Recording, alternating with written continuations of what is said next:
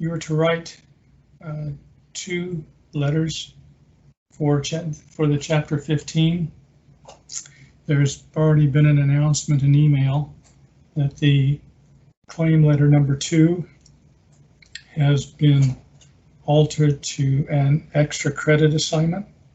It's optional, it's extra credit, 15 points. It has its own Dropbox now as well. So you may do that if you wish. The other, that change has been made. Different than the Sunday is there's been a change of address for Jane Breitenbach down at the bottom of page 1.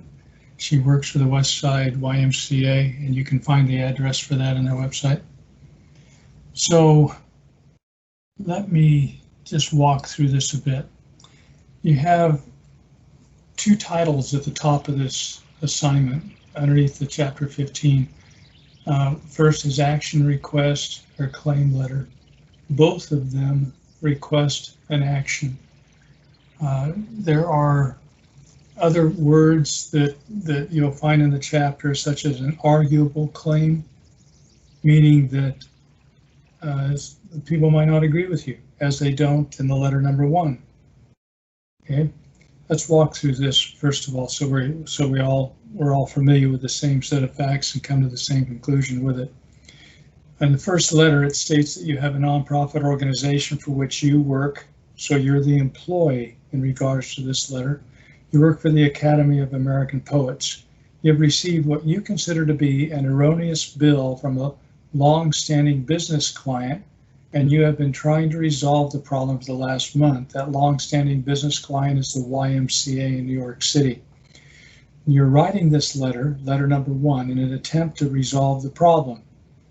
Here are the background facts, or the necessary facts. These facts, together with the facts presented in the background, are the only facts that you'll draw upon to pen your letter or to write your letter. From the necessary facts, the Academy of American Poets held a poetry reading in honor of National Poetry Month at the downtown YMCA, New York City. Since the inception of National Poetry Month in 1995, the YMCA has provided its space at a reduced rate of $1,000. This year, however, the Y billed the Academy $5,000 for use of the facility without notifying the Academy ahead of time regarding the increase in price. Since the Academy works on a limited budget, such a price increase could prevent the Academy from using the space in the future. As an employee of the Academy of American Poets, you communicated with Ryan Nichols, events coordinator at the Downtown Y, and his superior, Sue Harrington. In this letter, you're contacting Jane Breitenbach, Sue Harrington's superior, the last person who could possibly help you with this issue. So, those are the facts.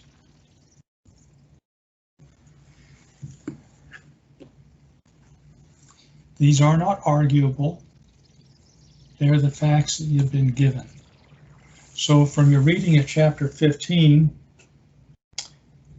you're going to do an indirect, let me go down the instructions. Write a claim letter in correct business format, and I give you the format in figure 15.8. I also refer you to figure 15.15 for the margin notes in it, because it's an example, another example of that kind of letter. So that take a look at that and be reminded. Initially at the beginning of the course, I shared with you the story of Christopher Columbus and the younger drunk man at a state dinner late in Christopher Columbus's life, when the drunkard asked Columbus, well, you show us how to balance an egg on its end. And Columbus tapped the egg on the surface of the table and balanced it on its end. To which the younger man replied, anyone can do that. Columbus's response to that was, yes, anyone can do it after they have seen it once. So you will recall in this class, you are not asked to be Christopher Columbus. You're not being asked to discover anything. What you are being asked to do is take a look at the current structures and models and regulations, if you will, for technical writing in today's marketplace. So I've given you two letters to look at. You have the headers for it. One is a blank, one is with a letterhead. You have the blank letter format that you were given at the beginning of the course and said, look, use this format unless you're asked to do something else. Any one of those three, following any of those will do just fine. Okay, so all you've got to do at that point is note, okay, here I have the introduction. This is an indirect. Oh, hold on just a second. Let's go up the other page. The second point there just says who it's going to. The next point, define the purpose of the letter by deciding what you want the reader to do when he or she is finished reading the letter. Write an appropriate action statement. You don't have to tell me what the purpose is, as long as you demonstrate it in your letter. In fact, you demonstrate it in your letter, because if you tell me what the purpose is, but you don't demonstrate it in your letter, you're still not okay. Okay? But since it's an indirect, you're going to set forth the facts, and then you're going to say what your problem is. With an indirect approach or an indirect pattern, you're going to lay out what happened, and then you're going to say, look, sending me a bill for $5,000 instead of $1 is not what we've previously agreed upon, nor is it what we've done for the last 25 years. Okay? And then you'll say, from our vantage point, this is an erroneous error. This is a mistake. Okay? So this is an arguable claim letter, and you're following the template given to you in those figures. Provide the logical reasoning, explanation, and details. What is that? Here's historical precedent. We've worked with you for 25 years. You gave us a reduced rate for which we've been extremely grateful, and for which we've manifest that gratitude by our thanks and our repeated business. Then, without discussing it with us, without sending us anything in writing, right? Especially without discussing it with us prior to the event, so that if we felt differently, we could have done something for it. But this is analogous to serving us a meal that every time we've come here for the last 25 years, you've charged us $1,000 for, and now after we've eaten the meal, you want $5,000, and I can't give it back. We cannot go back and unhold that meeting. We cannot go back and not use your space, because that decision's been taken out of our hands. So anyway, that's what you need to convey. Okay. Now, you have no enclosures. Tell your readers which enclosures you would send with this letter. You might put an enclosure with the invoice. You aren't supplied with a copy of it, but you could certainly reference it for enclosures. This is what a successful claim letter does. It conforms to the business letter format. If it doesn't, you're in trouble. It's got to conform to that format. You have 3 examples of it that I've alluded to. It just has to conform to it. Correct line spacing, margin justifications, the headers, the sender, the sendee, the receiver of it, the addressee, display professional tone and content. This is a formal letter. It's between 2 businesses. There'll be no slang. Illustrate an awareness of the target audience. You know, you're talking to the why. You're talking to a company a lot larger than you are. You'll be respectful. It would organize the content into logical paragraphs. Okay? It's probably going to be chronological. We've been dealing with you, and we've been holding this with you since 1995. That's a matter of fact. Since 1995, you've charged us $1,000. That's a matter of fact. This past year, after the event, we received an invoice from you for $5,000. That's a matter of fact. Since that, we've tried amicably to resolve this. First, we contacted Ryan Nichols, who is the events coordinator. We got no response from him. Nothing has come from that that would move this towards resolution. After that, we contacted, Sue Harrington. Again, we laid out these facts. There's been no resolution. There's been no confirmation. There's been nothing. Why do I say that? It doesn't say in the facts that you received anything in your reply, only that you contacted. You've communicated with them, but there's been no answer in that, and those are the facts, that anything's come from it. So, in an effort to not have a problem any larger than we already have, which is an erroneous bill, right? We're contacting you, Miss Brettenbach, to try to come to terms with this and amicably resolve it. Okay, that's a chronological walkthrough of the facts. Next, it will call for a specific action. In that, the last paragraph, it might be simply, look, we stand ready to pay the $1,000 that we have always paid you. We also stand ready if for your reasons you no longer desire to give us this discount, that's fine. We stand ready to negotiate with you for future use and future prices for compensation for our use of your property.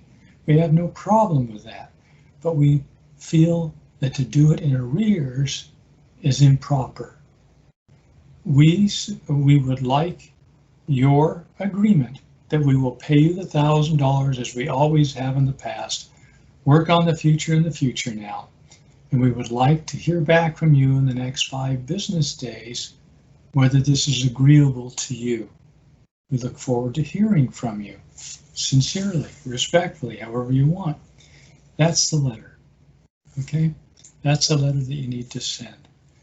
That's what needs to be in it. What needs to be in it is the facts laid out and the necessary facts and the background information. That's all you have to work with. So it's not going to be any longer. Keep it to 1 page. 1 page will be about 500 to 600 words. If you have 467 words, you have 467. You might want to add in a few adjectives, add in a few adverbs, whatever might be the case. Okay, do it. Just try for 500. Do not go to 2 pages. Do not go to 2 pages. Okay, this is a 1-page document. Okay, one of the reasons, again, for having an indirect approach, you lay out the reasons why, then you say what you want. In some cases, if you were to lay out the reason why, they won't, or what you want, they won't even read the why. They can just say, not in this lifetime, right? Not even bother to read it. So what the indirect approach allows you to do is to walk your receiver, the receiver of your letter, step by step, justifying your request. That's what the indirect approach allows. In most communication, it's more like the newspaper. It states the main content, the main message, and then it gives you background. If you notice that in newspaper writing in the first paragraph, you got the story, then they supply details later on. Okay?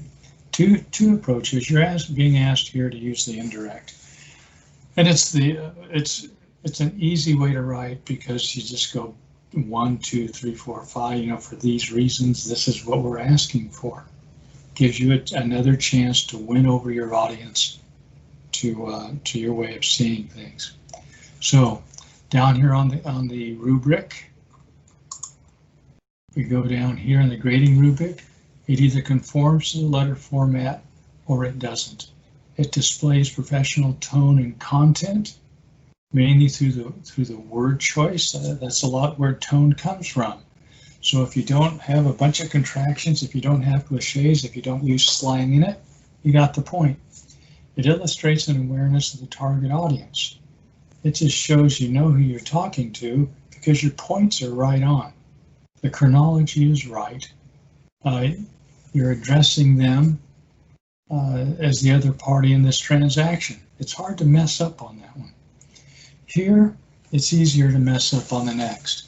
It organizes its content into logical paragraphs, and I insert here 15.15. Look at those margin notes, and that will walk you right through it. In this particular one, it would be the introduction. You'd go through the background information, and you would walk through each of the steps that happen. You'd walk through what's happened in the past. You'd walk through that the event was held at a certain time, and that you later received the invoice, which was a surprise to you. The next would be the fact that you talked to Ryan and Megan, Helen, whatever her name was. You talked to them with no redress, with no feedback. Now you're talking to Jane. You're taking it to her because it's your last, she's the boss. She's the head person where you used it. And in that last paragraph, you're going to call for a specific action. You must call. There must be a time set certain, a date or a number of days from the date of the letter. You don't have to say the date or of the letter, right? But you'd like to hear back from her in the next 5 days, whatever it might happen to be, the next week, okay? Correct grammar and mechanics. That's a gimme. If you're not using something like Grammarly, just as a double check for yourself, if you're not using the grammar software in Word, do something to make sure that simple errors don't creep into your writing. I should see no sentence fragments. I should see no comma splices. I should see no run-on sentences. Those are killers. You cannot have an A paper and have one of those commonplace errors in it. There should be no tense shifts. There should be subject-verb agreement. Okay? If it's plural, both are plural, right? If it's singular, it's singular. It should present the material with concision, clarity, and fluency. When you have your letter, you should read it out loud. You don't have to read it to somebody else, but you should read it out loud. If you can't get through your letter without stopping, you need to change something. Okay? If there's something there that causes you any hesitation, something probably needs to be changed. That's your first line of defense. If you can't read it smoothly, it's not fluent. And you're the one that wrote it. You should know what's there. You never want to write a letter with an inherent problem in it that would cause the reader to stop, that would cause the reader to ask, what's this mean? Okay? The second that happens, the moment that happens, the reader's attention goes from your message to the mechanics of what they're reading. You just lost your reader as far as your intent, as far as you're persuading them to do something. You just lost the reader. Okay. So if you have a question about what I've just covered with you about this assignment, please turn on your mic and ask it now.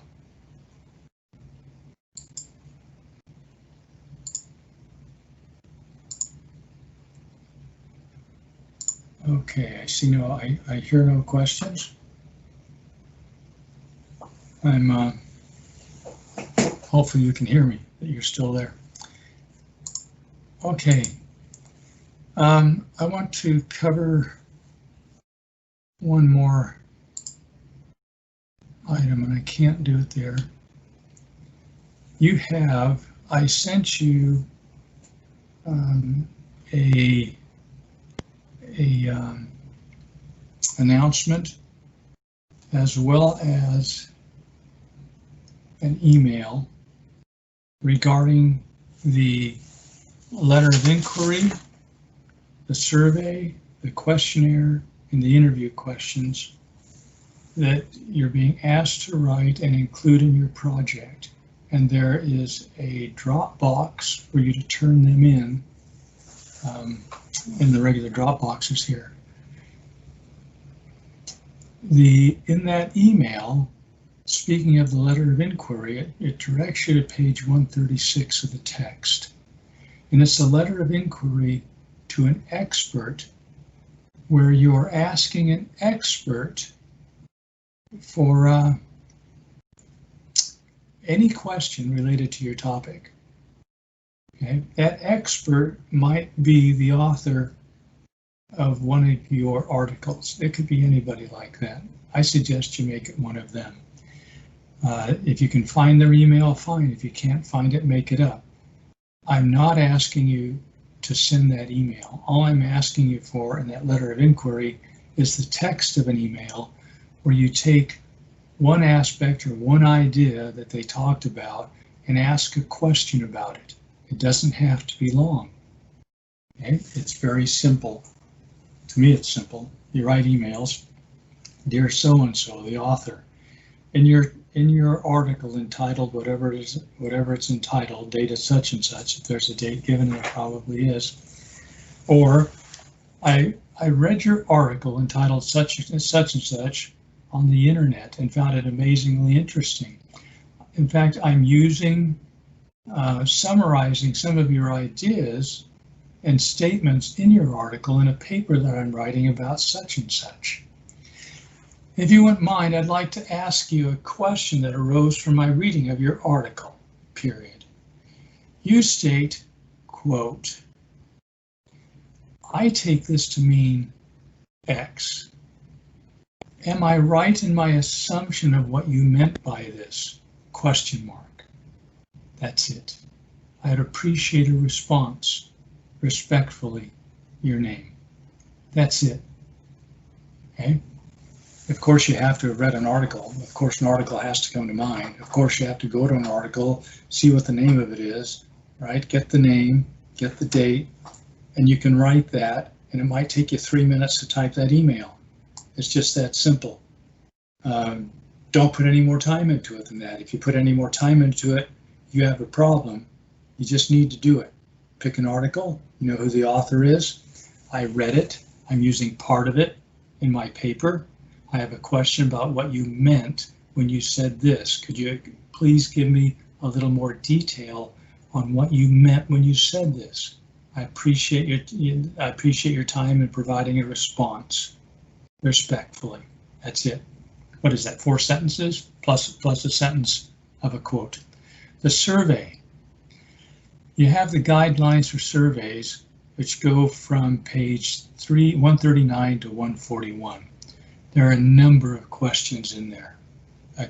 All I've asked here is that you have a document, and it's called survey. You have different types of questions in that survey. I want you to use those as a template and write 3 questions. That's it. Type 3 questions into that, and that's done. The assignment there for the survey is done. You might want to have in that survey, there might be different types of questions. Could you rank this on a scale of 1 to 10? It could be a short answer. Others might be 1 to 5, strongly feel, don't feel about it at all. Okay, you could go into that if you wish.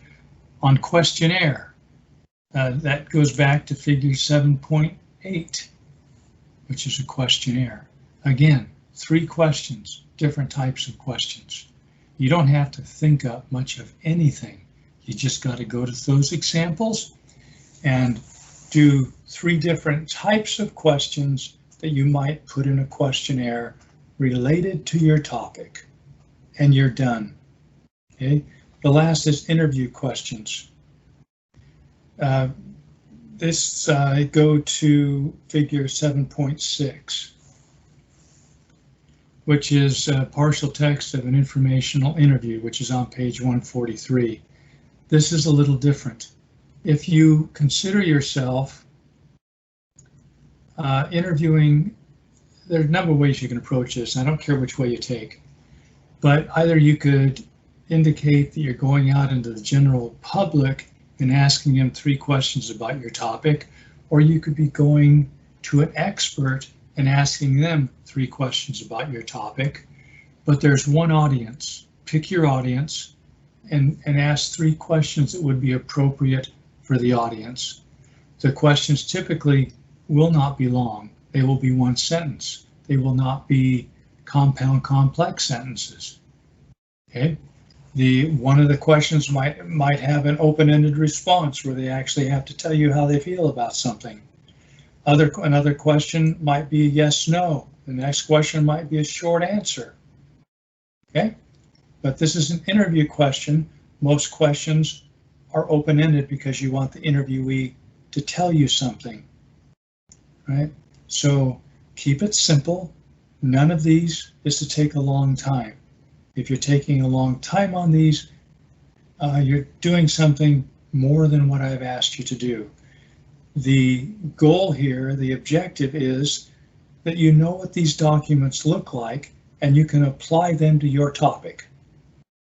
So if in the next class, the next anything, you come up upon this, you know that in chapter 15 of your text, there are templates for you to accomplish this. So that I wanted to make abundantly clear. I don't want anybody taking hours on these. You're wasting your time. You're not doing what you're asked to do if you're taking hours to do it. If you find yourself taking hours to do it, stop. Email me saying, look, I've managed to take 2 hours coming up with 3 questions for an interview. Email me that and we'll get on the phone and I'll ask you, what in the world are you doing? Tell me your topic, right? Let's review your topic. What are some questions that might arise about this topic? What are some questions you might ask people about your topic? What kind of people would be influenced by this? Who does this topic affect? Okay, it affects that group. How might they feel about this? Do they know it affects them? There's a question. Are you familiar with this? And how it might affect your life? Whether it be, who knows what it might be. Take your topic and think of it. I'm not going to start theorizing now. So anyway, this is an assignment you work through quickly. You'll turn them in here.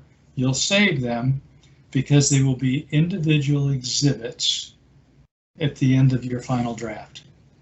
You're building the exhibits here. And that is more than enough on this.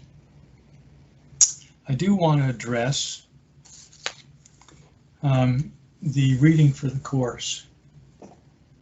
It's come to my attention that some people in the course, we did a little survey of our own in class, and the amount of time people were spending in the course ranged from 1 to 12 hours. If you're spending more than 4 or 5 hours, you're spending too much time. Some have said that the reading is taking too much of their time. Well, I would suggest that everything required of this class should not exceed 4 or 5 hours in any given week. But let's take chapter 15 as an example. Chapter 15 has about 45 pages. And looking at chapter 15, as I look at it from a student's point of view and I just go through it, I'd realize that 19 or 20 pages out of the 45 pages are examples of letters. If I were a student, I'd realize right off, I don't need to read those. Unless there's something particular about it, I don't need to read them. They're given to me as examples of template. I would scan the margin notes that they're using to point out in those letters that have margin notes. If they don't have margin notes, all it is showing you the basic format. That's it. So if you're going to go and examine those, you're wasting your time. Do not waste your time. I calculated that the reading in this course would require about 5 pages a day, 5 days a week.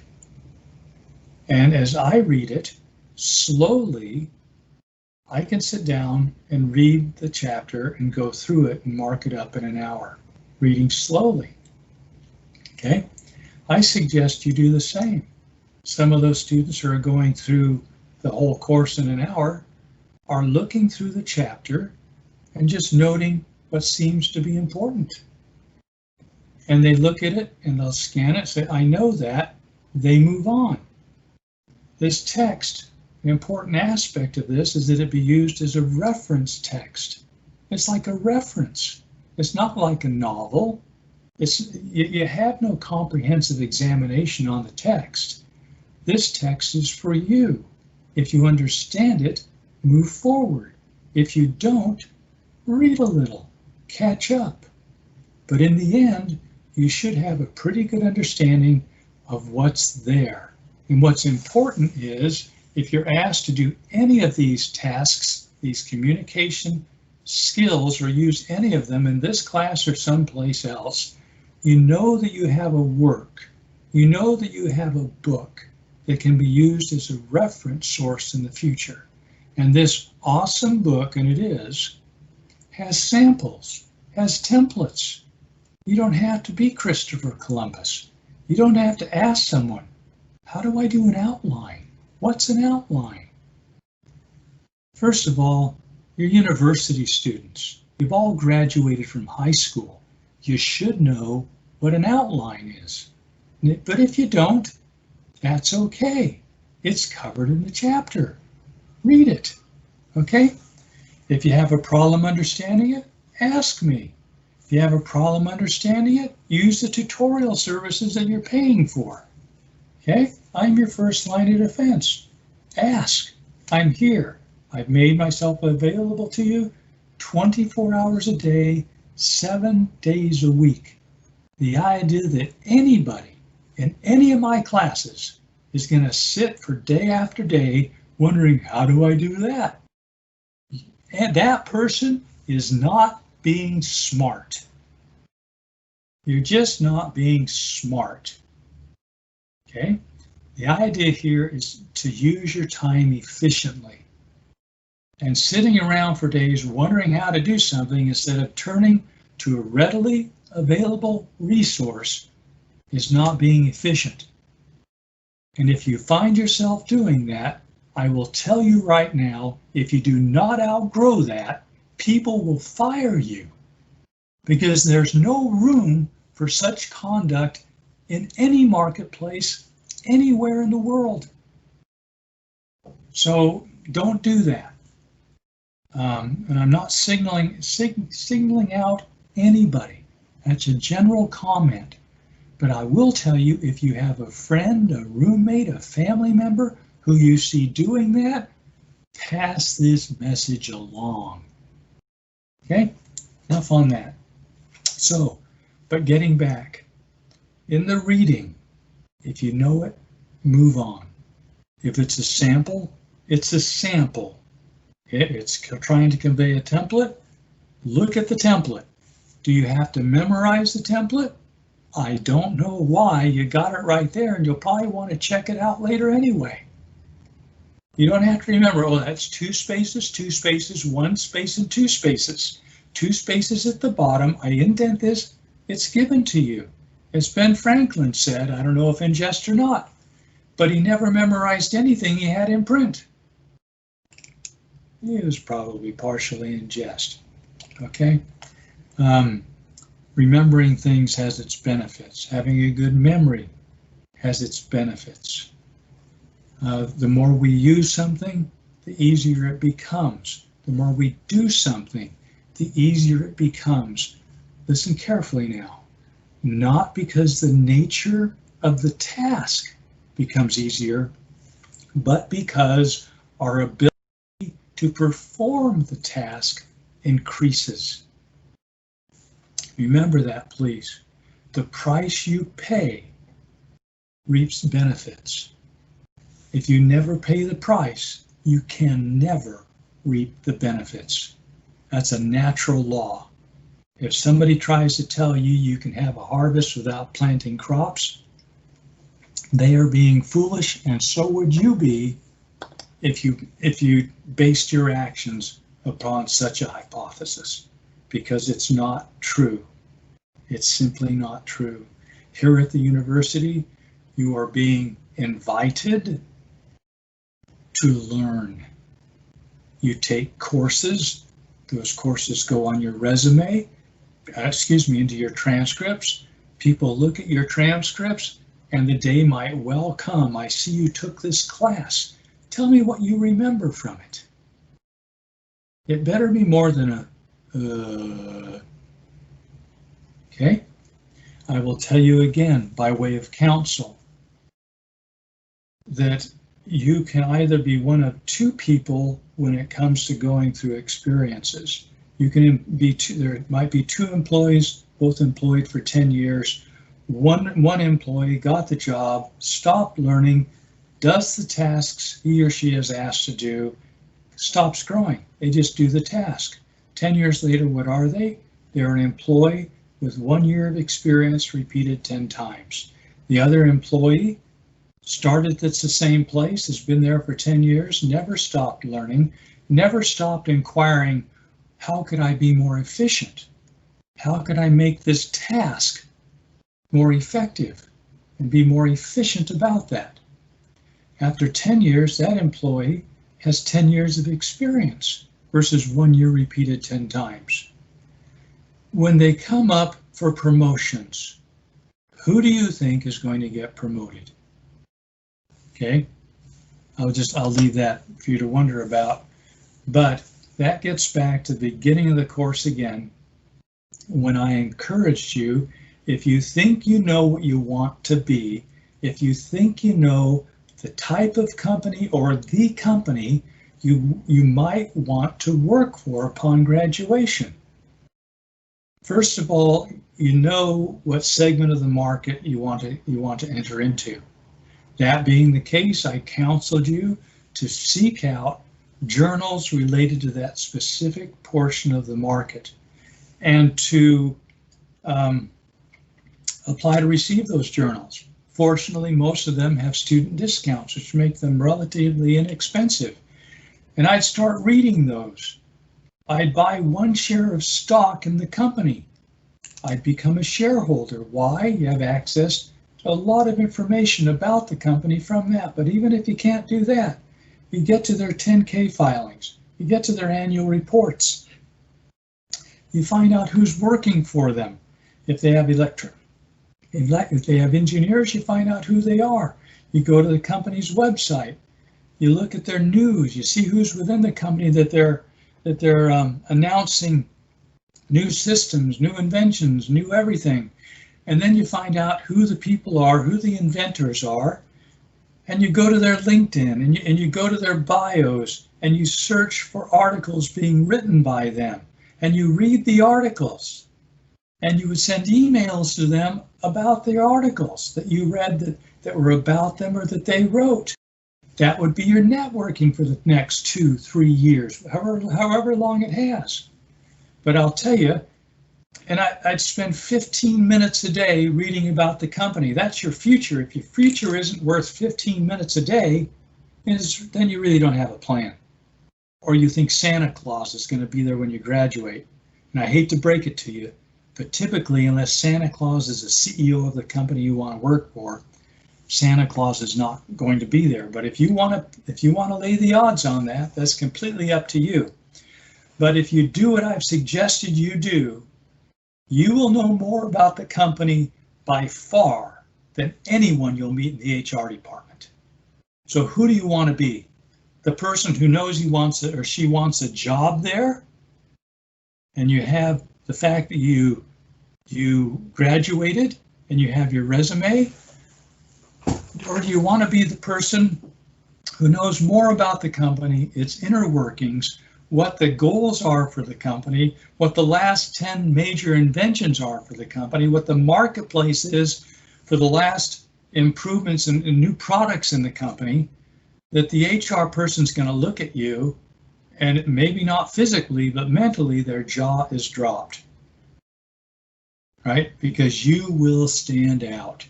You will be on the short list to be put in front of somebody the next level up to talk to that will understand what you're talking about, the company that the HR person works for. It's up to you, but at some point you have to become the person who is that way. And if you don't become the person who is that way, you made the choice not to. Okay? So I will leave that at that.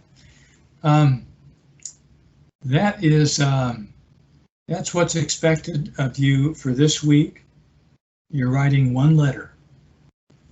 I would be surprised if you follow the counsel. It shouldn't take you more than 30 minutes, right?